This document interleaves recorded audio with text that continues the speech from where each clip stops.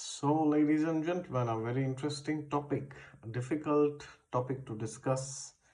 Not such nice things today.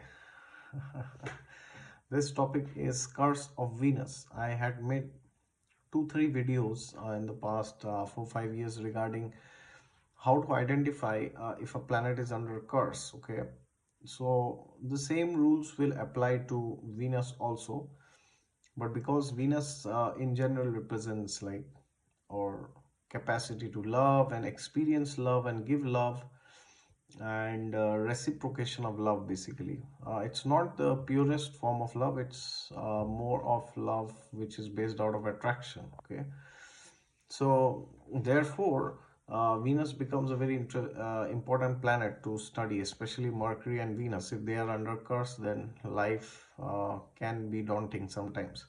So before I start speaking on curse of Venus, you have to understand that just because if you have this, it doesn't mean that you will never get married, or it doesn't mean that you will never be happy in your married life or your love life. It doesn't mean that, absolutely not, because it depends what is going on in your chart in the second house, the seventh house, the 11th house for marriage, your Jupiter for a lady, and of course for marriage Venus. But you also need to check the fifth house for progeny, and ninth house for carrying out your tradition. All right, so look at the overall chart, because these indications which I will tell, this might be present in like 30 to 40% of the people, all of them of course, and some of these will be present in 90% of the people. So the more you have these indications, the more is the power of the curse,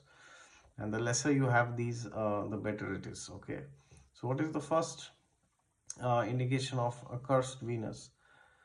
If Venus is afflicted by two or more natural malefics. And who are the natural malefics? We have Saturn, Rahu, Ketu, and we have Sun and Mars also.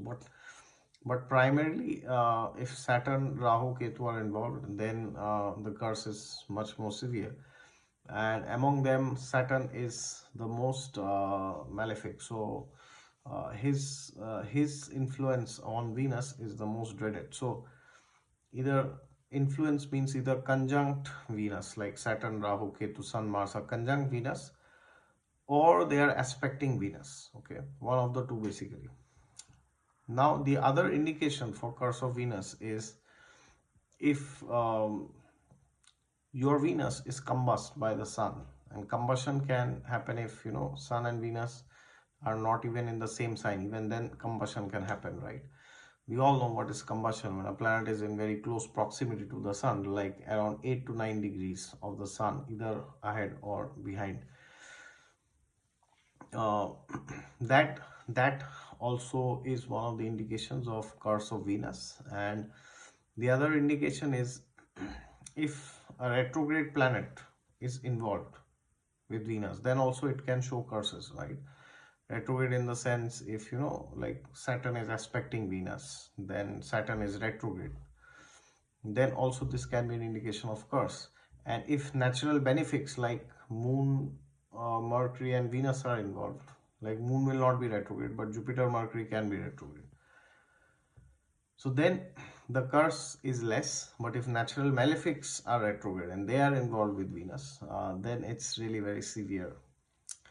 Uh, then the other indication is if the Atma Karaka is involved in the curse. So for example, if your Saturn is aspecting Venus, and the Atma Karaka, maybe any planet, is also aspecting Venus. Okay, so if Venus is somehow associated with the Atma Karaka, then this is like a curse of many lifetimes. Okay, then this becomes very severe, of course. And ultimately, if the eighth house is involved, so if the eighth lord is involved in the curse with Venus, or if the eighth lord itself is a malefic and is aspecting Venus, then the curse is even more severe. Okay, so these are not degrees of severity. These curses, they can apply, I mean, it doesn't mean that the last principle that I told you is the highest amount of curse. It doesn't mean that, but in general these are the parameters.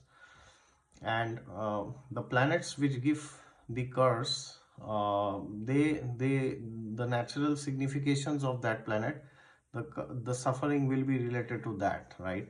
So for example, if Mars is participating in the curse, then there could be violence, right? Like verbal violence or physical violence in the relationship, marriage. If Sun is involved and your Venus is combust, then you might be forced to leave somebody due to some social obligation or something like that, or you may not be able to marry somebody because of some social obligation or some religious reason.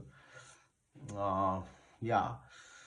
And if Rahu is involved, you can get shocks means you may get cheated, or you may come to know something which you did not know before marriage, something was not told to you. And if Saturn is involved, then your you may face dejection from the spouse, right? The partner may just leave you one day, like leave you physically or even mentally. They may stay with you, but they may discard you. Okay, this could happen. And if Ketu is involved, very unpredictable things can happen, like death or something like this, of course, depending on the whole chart, of course, not creating fear here. So, and now if suppose there is a curse, then what should you do? Well, you have to see the planets which are taking part in this curse. And once you uh, once you look at these planets, then you have to see if the fifth lord of the horoscope or the ninth lord of the chart is helping Venus, right? So for example, if the ninth lord is also aspecting Venus, then this curse can be mitigated to some extent by doing remedies.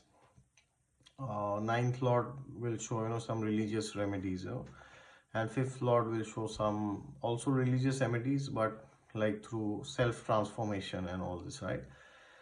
So now the question is, when is the curse of Venus very severe? If the planets which signify marriage are also very badly placed, like seventh lord is in the sixth or sixth lord is in the seventh, for example, or the 11th lord is in the sixth, or sixth lord is in 11th, second lord in sixth, sixth lord in second, or the lords of 10th, second, seventh, or 11th are sitting in the 10th house, because the troublesome houses for marriage are the sixth and the 10th, right? So if these lords, like lords of second, seventh, 11th, are sitting either in the sixth or 10th, and along with that you have so many indications of curse of Venus that I just said, then things can really get difficult. But again, you have to check which planet is helping. Is Jupiter aspecting, is the fifth lord aspecting Venus, is the ninth lord conjunct or aspecting Venus, or is the ninth lord aspecting the seventh house or second house? Which area is the ninth lord protecting or helping, right? So the ninth lord is a very important planet, because that can take you out of this curse. Okay, so therefore do a comprehensive analysis. Don't just write in the comments, oh, I have this placement, my married life is ruined, I'll never get married, my husband or my wife will die. Don't write all this nonsense, because it doesn't work like that. All right, thank you very much.